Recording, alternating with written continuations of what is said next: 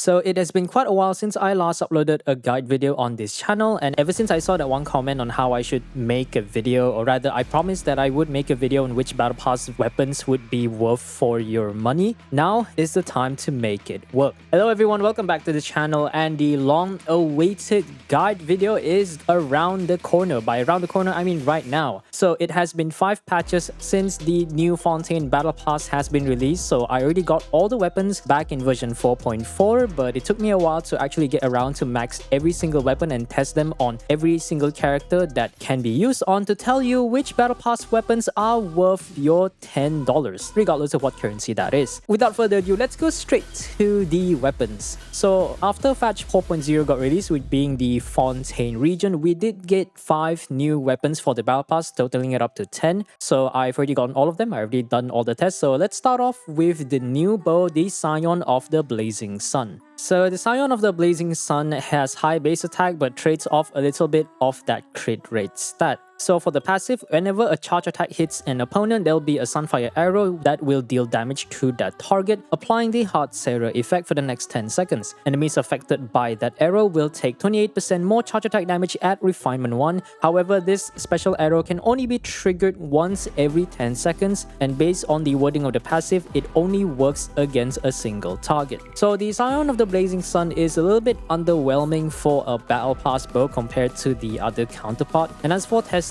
I only really have like 1 charge attack DPS since I don't exactly have Linny, I don't feel like using Amber, and I have yet to own Tinari, so I got to test it on my current Ganyu in the Melt team, and she's rocking the 4 Wanderers troop with EM Sans, with her teammates being Zhongli with Tenacity, Bennett with Noblesse, and Shengling with Emblem of Severed Fate. So overall on the field test, what I'm seeing when I compare it to other bows like Prototype Crescent or the R5 Hamayumi, because keep in mind my Scion of the Blazing Sun is only Refinement 1, the damage is definitely better than the Prototype Crescent. However, it does fall off way more compared to R5 Hamayumi, because the Hamayumi's passive at Refinement 5 does boost Ganyu's damage by quite a lot. And I also keyed in some of these weapons in the calculator, so what I could observe is that Prototype Crescent actually does like what, 34,000 charge attack, specifically the special bloom arrow. Scion does 37k, Hamayumi once again the highest at 39,000. So after doing a little bit of testing here and there, a little bit of number crunching based on the calculator, this is what I found. R5 Scion of the Blazing Sun is better than Refinement 2, which Refinement 2 is better than Refinement 5 Hamayumi, better than R4 Hamayumi, and then R5 Proto Crescent falls behind that, then R3 Hamayumi, then Refinement 1 Proto Crescent. So honestly, if you really want to make this weapon worth, you do have to invest quite a bit into refinements, but at that point you're probably better off using that money to maybe buy a Genesis Crystal pack and try to get an Amos bow or any 5-star weapon for your Ganyu. So it's not really that great of an option if you consider what it has to offer. But otherwise, there isn't really much free-to-play options for charge attack users aside from Prototype Crescent, and well, Hamayumi is more of a craftable option, but that depends if you have sufficient bow billets. It could be a decent option if you really don't have anything else to use. I can't say much for Tinari, but I think Scion is an okay bow. It's not the best, it's not the worst. I think the passive being limited to only a single target with a 10-second cooldown really brings it back, because I feel like if the cooldown is shorter and if this can be applied against multiple enemies, this would be a very decent bow. Otherwise, it's just kind of an okay weapon. So the older bow, its competitor, the Viridescent Hunt, is quite a good option for Tartaglia or Childe, because the small crowd control from the passive is quite useful for grouping smaller enemies, and I'll probably put some footage in the background where I was going against the Abyss which had Rift Hounds. The small passive is actually really useful for grouping whenever I don't really want to swap to Tartaglia, and Refinement 1 for this weapon is actually quite okay, because higher refinements only increase the cyclone damage and decreases the cooldown of the passive by quite a small amount, that it may or may not be worth it depending on which characters you use. For my personal experience, Refinement 1 works perfectly fine for Tartaglia, and I don't really feel like spending $40 more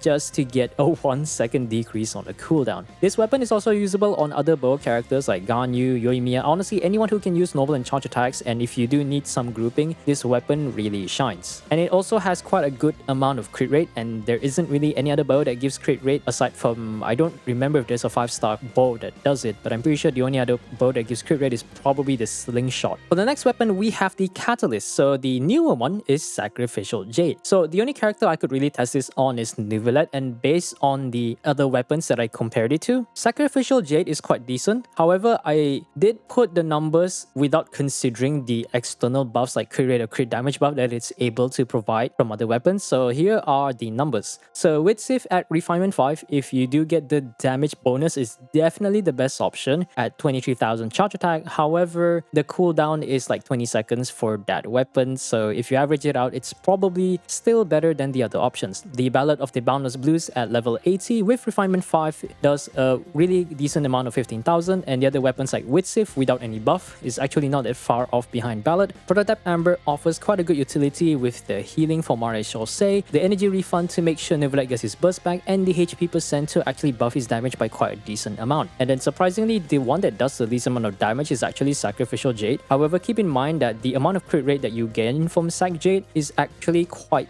decent, so I haven't really took that into account in terms of like the average damage that Neuvillette is able to deal. But if I refer to something like Kitching Main's Neuvillette guide, apparently Sacrificial Jade at Refinement 5 can actually compete with Refinement 1 of the Term of Eternal Flow, being his best in slot weapon. So after the whole part about me talking about not trying things out, I decided to boot up the Genshin damage calculator that I always use and put a few of Neuvillette's weapons to see if what Kitching Main is saying is actually true and what numbers are we really seeing. So as you can tell, we put all the potential buffs and debuffs in the team. We have a few contenders. We have the R1 Rite of Eternal Flow compared to the Refinement 1 Sac Jade, R5 Sac Jade, and then R5 Proto Amber. So keep in mind that I try to normalize all their crit rate to about at least 100 considering Maréchal Say and even considering the Sac Jade crit rate buff. And also that I made it so that the flowers, or rather his artifact, are all at 200 CV. CV stands for crit value. For those who don't know, crit value can be calculated by taking your crit rate multiplied by 2 and then adding that up with crit damage. So this stat is usually only considering your numbers that you see in your artifact details. So things like a crit ascension or a crit weapon is not exactly counted into the whole process of calculating. So since this is sorted by the average or crit, there's really no difference because all Neuvilettes have like 100 crit rate. You can kind of see here that Refinement 1 Eternal Flow with the buff up does about 44k. R1 Sac Jade does about 9% less damage, but then you can see this green arrow up implying that it's actually a damage buff or an increase of about 3.3% compared to the R1 Eternal Flow. And that is looking at the Refinement 5 Sac Jade. Obviously, Proto Amber will fall quite far off because the only thing it really does is just offer some healing and HP restoration and the ER, which is quite nice for utility, but for my personal experience of running my Neuvillette, I do have quite a good amount of energy recharge. And if you do intend to run Neuvillette with Furina or like characters that can generate a lot of energy, maybe you're running double Hydro with like a official on this team, then you probably will find weapons like Proto Amber be of a lower value because the energy return is nice but may not actually be necessary depending on how much energy recharge you have. Now for one more control test, what I'm going to do is I'm going to change this to a Refinement 5 Witsif. It doesn't consider like the damage in a rotation, but what we're going to do is we're going to swap this to a Witsif and I'm going to give it all the respective buffs. So let's start with Refinement 5 and then we'll turn on the passive. So the first passive you can see here, the first recitative is the attack buff, which is useless. Elemental Mastery is not really useful unless you're on like a Neuvillette Vape team, so we're only going to consider the second buff, Area. So if we turn this on, we should get a lot of damage bonus. And you can even see then that an R5 Witsif is still slightly worse than an R1 Eternal Flow, but you have to consider that this is assuming that the damage buff lasts for as long as your rotation does, which the Witsif does have a 30-second overall cooldown and a 10-second uptime, so you're seeing like a 20-second downtime. So whatever decrease that is, you can probably multiply it roughly by 3, so it's probably going to be like a 4 and 5% like lower damage. And you also have to consider that the weapon buff is RNG, so if you get the other two buffs, which is attack and elemental mastery, it could be useless and be a damage loss overall. So what I'm going to do is I'm going to turn off the passive to see how much it falls off when the elemental damage passive is not activated. And it's a very massive damage loss. Wow, who would have thought? Surprising. So honestly, if these numbers don't really convince you that, well, that Sac Jade is quite worth your money. Like, it's only a 9% damage loss, and if you're willing to buy the battle pass, spending $50 along the way and actually play enough that you can reach level 30 of it to claim the weapon every time, you actually can probably save more money along the run. That's assuming that you don't intend to go for the Rite of Eternal Flow, or you don't want to go for any higher refinements, because the moment you get one copy, I think you're probably better off not spending money on the Sac Jade. That's if you're lucky enough to get it. And if you do get refinement 2, it obviously outclasses every weapon by a decent amount. Like, R5 Sac Jade already falls behind 2%, and if I were to put this at refinement 5, if you're a whale, it exceeds it by about 15% of the damage. So yeah, that's it for the calculator segment. So personally, I am interested to maybe spend a bit more money to see how far my Neuvillette can go with an R5 Sac Jade, but I'm also considering getting more refinements of the Serpent Spine, so I'll probably alternate between the two if I have the money to do so. So if you are willing to invest about $50 just to get an R5 Sac Jade, you can actually probably guarantee yourself a Neuvillette that's able to perform with another Neuvillette that has the best in-stock weapon at R1. Of course, a higher refinement of his weapon is actually going to be better. But the downside of this weapon is that it is a HP percent weapon, and the passive does want you to stay off field for at least 5 seconds, well actually more than 5 seconds, and the passive will deactivate if you stay on field for 10 seconds. So you do have to alter your rotation a little bit with Neuvillette. Like, after you do charge attacks and bursts, you do want to swap off and swap back in, and you should be able to maintain the passive if you want to do maximum damage. So it is a bit gimmicky in that sense. But the only real downside of this weapon is that you can only really use it on Neuvillette because of the HP percent. The crit rate is very generalistic, but you're probably better off using Witsif and other DPS catalyst options over using this on anyone else outside of Neuvillette. For the other catalyst counterpart, we have the Solar Pearl. So the Solar Pearl's passive makes it so that the normal attack hits will increase your skill and burst damage for 6 seconds, and vice versa will also increase the normal attack damage for the same duration. This is actually a decent option from Ningguang, and I think it's probably mostly usable on the likes on Wanderer. So honestly, I think the Solar Pearl is an option, not a good option, but an option for DPS catalyst characters that can use normal attack in tandem with their skill and burst, which we do have a few of those right now, but there is no character that can actually use them interchangeably as much as anyone I really remember aside from Ningguang. It's really only just a good crit rate substat, and it's outclassed by the Witsif by every single way, depending on which character you put the Witsif on. And Witsif is a gacha 4-star weapon, which honestly, if you spend more time playing the game and you do your pulls, it's quite easy to get refinement 5, so it's not really worth getting Solar Pearl for anyone, and it's not really that crazy good of an option on anyone, maybe outside of Wanderer. And even on Wanderer, you're probably better off with like whatever other 4-star options I can use, like the Witsif once again. Now, the next category, we have the newest polearm, the Ballad of the Fjords. So the Ballad of the Fjords has the typical battle pass stat. The passive is that whenever there is at least 3 different elemental types in your party, the user's elemental mastery stat will be increased by 120 at refinement 1, and this doubles to 240 at refinement 5. So this is actually one of the better weapons for the battle pass. So for testing, I actually tested on a few characters, which is Hu Tao, Sino, and Shangling on field and through the damage calculator. So for Hu Tao's testing in terms of charge attack, if I were to sort the damage numbers, obviously her best in-slot weapon, the Staff of Homa with the buff when her health is below 50%, is going to be the best, with dealing up to like what, 72 to 73,000 charge attack from my Hu Tao. Second, and it's unsurprisingly, Dragon's Bane at refinement 5 is able to perform quite decently far behind from Staff of Homa, but still better than the other options, which is at 66,000. And below that is actually Staff of Homa if your Hu Tao's health is above 50, which is when is that gonna happen, at 56,000 at 700. Jade Spear about the similar amount. Black Cliff at 53k. My Lithic Spear at refinement 4, almost refinement 5 at about 53,000. Ballad of the Fjords is a bit more low towards the lower end at 50,000, but Deathmatch is the lowest at 38. Now, this might actually seem like a bad option because at refinement 1, it isn't actually that great of an option for Hu Tao. However, this completely changes if you do get about refinement 5, I believe. It becomes Hu Tao's best weapon if you do have refinement 5 Ballad. So according to this one calc done by Kaching Mains, the R5 Ballad of the Fjords in reference to, I believe, what is his weapon compared to Refinement 1 Deathmatch is actually 131% compared to Refinement 1 Homa. So at Refinement 5 Ballad of the Fjords is actually her best 4-star weapon, while Dragon's Bane at Refinement 5 falls quite a decent amount behind.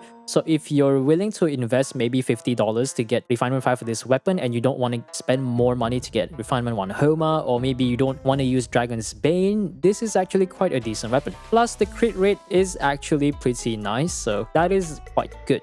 Now for the next character, we do have Scion. I didn't actually do the damage calcs for this, so I had to refer to Kaching Main's guide overall. But I believe this is actually quite a decent weapon for him. So if we were to consider Quick Bloom, obviously the Staff of Scarlet Sands will be his best in slot. But once again, the Ballad of the Fjords, if you have Refinement, ideally Refinement 5, is actually quite decent and it's not that far behind from the Staff of Scarlet Sands. But that's if you're willing to, once again, spend $50 to get Refinement 5 for this weapon. But other than that, I don't really have much to say because it is actually quite good for Scion, because if you run Quick Bloom, you're already going to have Dendro, Hydro, and Electro, and that's already 3 elements. So the passive, it's basically guaranteed to activate for Scion, and the crit rate is actually quite nice. So that means you can afford to slap on a crit damage circlet to buff your damage even further. Now for the next unit, I did a decent amount of testing for Xiangling where I ran like Childe International, and in terms of the numbers, surprisingly, Homa, I can't get the buff up because of Bennett, but Homa is the top, obviously, followed by Dragon's Bane. Surprisingly, Blackcliff Pole is not that far behind. Lithic Spear, Skyward Spine, Jade Spear to catch, Deathmatch, and Ballad of the Fjords is actually one of the bottom one. I think in a Vape team, you might be able to take advantage of the damage, but I believe it's actually a decent option for Xiangling, because let's be honest, what Polam can Xiangling not use?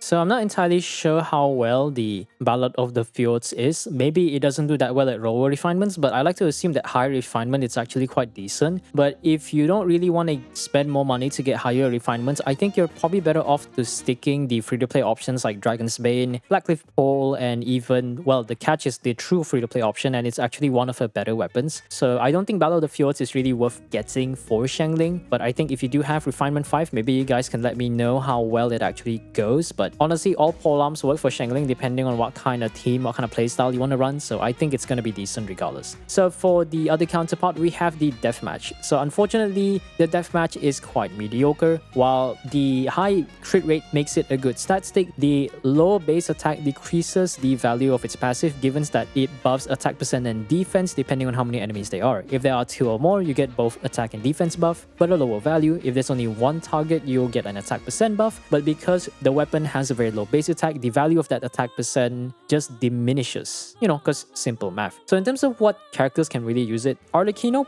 I heard it's actually quite a decent option for Arlecchino, so I'm not sure about that. Sino, Raiden, Rosaria, Xiangling, Hu Tao, and Xiao. But as far as I know, I think the value of the passive is not really that strong. I think even at Refinement 5, it's one of the Battle Pass weapons where the increase from Refinement 1 to Refinement 5 is just not worth getting. And it also gets outclassed easily by the other polearms, since we do have quite a lot of polearm characters and a lot of polearm options that are just straight up better than the Deathmatch. Now for the next category, we have the Claymore. So the new Claymore, the Talking Stick. It's bad. It really is just bad. It's a viable option on Dori, but trying to use it on Dori means you're gonna have to get C6 Dori, and if you don't have C6, you can just forget about using this weapon. It is also usable for the likes of Beidou, because Dori does give the self-electro infusion from her burst, similar to how Beidou with her skill. However, you're better off getting the other Claymore, being the Serpent Spine. And speaking of the Serpent Spine, this weapon is actually one of the better, if not one of the best options for the Battle Pass weapons. The passive makes it so that if you were to stick around for a while, you'll gain stacks, which it gives an all damage percent buff up to 30% at Refinement 1. However, there is a catch. The downside is that the user will take more damage, and if you get hit, you will lose 1 stack from that hit. Now, I'm not entirely sure how fast you can lose all these stacks. I assume there's probably a cooldown to how often you get hit. And also, since you do want to gain 5 stacks to max out the passive, it takes about 20 seconds of basically staying on field, which may not be optimal for the likes of Abyss, or maybe you're not patient enough to stay on field to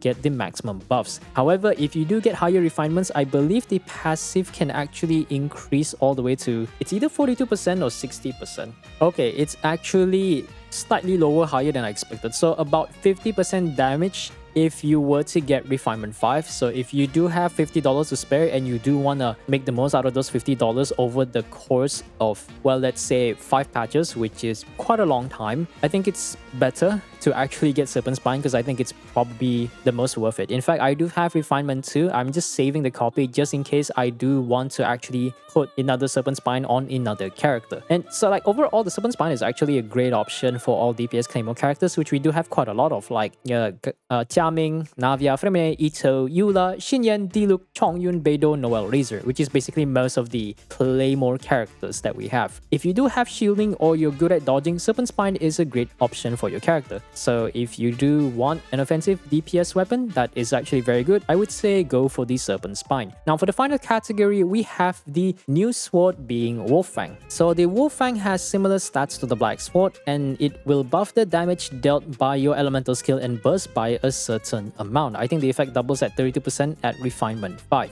Whenever a skill or a burst hits an opponent, its crit rate will be increased by a certain amount with a maximum of 4 stacks. So at Refinement 1, you can actually gain 8% crit rate for both your skill and burst. However, do keep in mind that this crit rate passive does not work off-field, so that already crosses off a few characters here and there that don't actually stay on-field to do damage. So in terms of who can actually use this weapon, I've done an old playtest video which I haven't really kept track of because Lamau, but it is a decent option on Ayaka when compared to the likes of a free craftable weapon, which is the Amenoma Kageuchi. While the downside is that you have no energy refund, the crit rate stat stick allows you to run Ayaka on a non-4 Blizzard Strayer build, such as the double Gladiator, double Shimenawa build, or you can even slap on double Wanderer, double EM if you're running a Melt Ayaka option, and it's actually pretty good because if you were to run Wolf-Fang with Blizzard, it's either that you're really lucky with your crit damage rolls and you have literally 0 crit rate rolls, or you just don't mind overcapping on crit rate, which is a little bit of a DPS loss.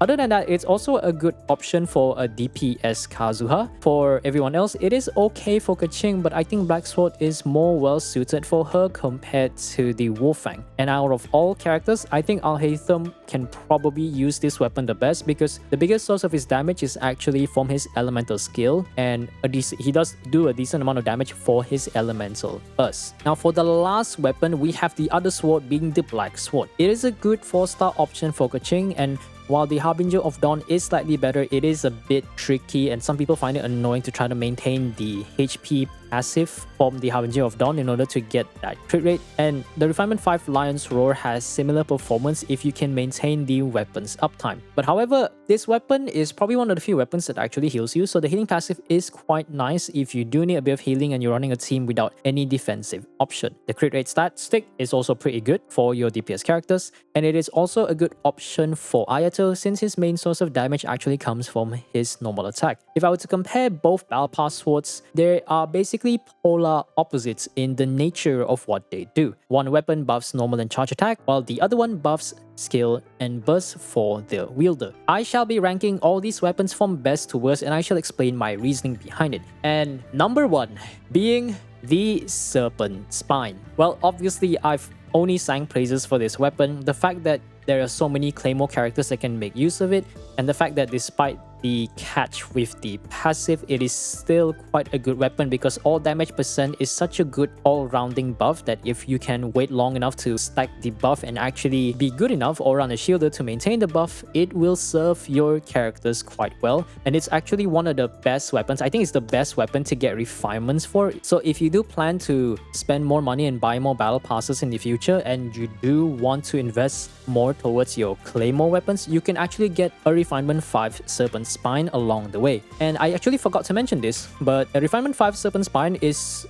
so good that it's actually able to compete with some of the 5-star Claymores out there for various characters. So if that doesn't say anything about how good this weapon is, then I don't really know what else I can say to convince you. Now for the second slot, we have the Ballad of the Fjords. So the Ballad of the Fjords, while it can only be used on characters like Hu Tao, Sino, Shengling, and Rosaria, being that these characters have to rely on elemental mastery, which means they have to do reaction, and reaction has to be their biggest source of damage, it is actually quite a decent option, but that's if you're able to get at least Refinement 2 or Refinement 3 to a point where if you want this weapon to compete with the free-to-play or the easily obtainable options like Dragon's Bane, etc. Given that this is one of the best, well, if not the best 4-star option for Hu Tao, falling off not far behind from a Refinement 1 Homa for her Vaporized team. It is actually a pretty good option if you're willing to invest another $50 just to get this weapon maxed out. Now for number 3, we have the Viridescent Hunt. So Viridescent Hunt's passive is actually quite good in a lot of different situations. While against bosses it's essentially useless, against enemies that are decently grouped up or enemies that walk towards you, the Cyclone helps you group enemies together, and you can feel this effect most prominently if you were to put this weapon on Tartaglia, because his Riptide ability and the minor grouping works so well that I think Viridescent Hunt alone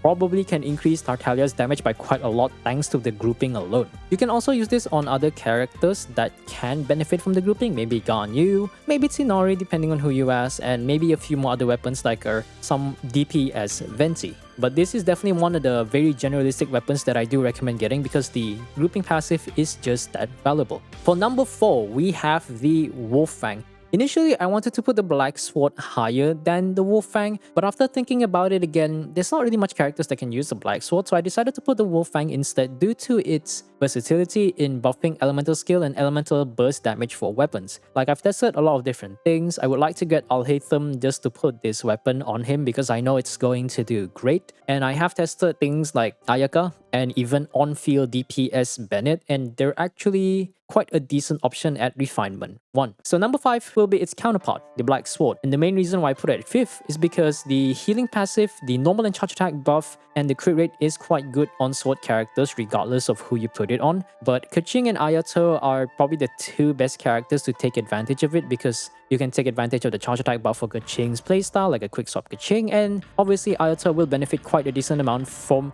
the normal attack buff. And I believe at Refinement 5, this weapon can actually compete with a lot of other options quite tightly, so it is a decent weapon. Now for the bottom 5, number 6, we have Deathmatch. Now the reason why Deathmatch even got a position as high as it is because there are a lot of polearm characters that would appreciate the attack percent and the crit rate that it is able to give. While the passive is not really that great, the amount of crit rate it gives is its saving grace for it to get this 6th position. For number 7, we have the Solar Pearl. So the Solar Pearl is quite similar. The stat stick is pretty nice and we don't really have much other crit rate catalysts. But aside from being usable on Wanderer and Klee, it doesn't really have much uses on any other Catalyst character. Maybe because we have yet to see a Catalyst character that does normal attack, skill and burst often enough that the Solar Pearl can actually maintain a very high uptime for the passive. So it's kind of okay, but if you ask me, this is not really a weapon that you want to go for your Catalyst characters, and you're probably better off, or maybe along the way, you'll very likely have a Refinement 5 with Sif sitting in the back of your inventory, so just use that instead rather than spending $10 on the Battle Pass for this weapon. For number 8, we have Scion of the Blazing Sun. The passive is very much heavy towards single target. The cooldown being 10 seconds as long as the buff is a bit limiting because these 2 issues combined together just makes the value so much lower that you're probably better off using other free-to-play options or maybe attempting to pull for a 5-star in the first place because most of the 5-star bows are actually quite decent compared to this weapon. Now for number 9, we have the Sacrificial Jade. While being the only weapon that is usable on Neuvillette or maybe a weird DPS Baiju, and of course the caveat of having to wait 5 seconds for the passive to activate and not staying on field longer than 10 seconds is a little bit discouraging. It has been treating my Neuvillette pretty well, and it allows my Neuvillette to reach the 100% crit rate stat with Marechaussee Hunter, and I've been having a good time. Honestly, the only reason why it's not the number 10 is because the passive. It's mostly because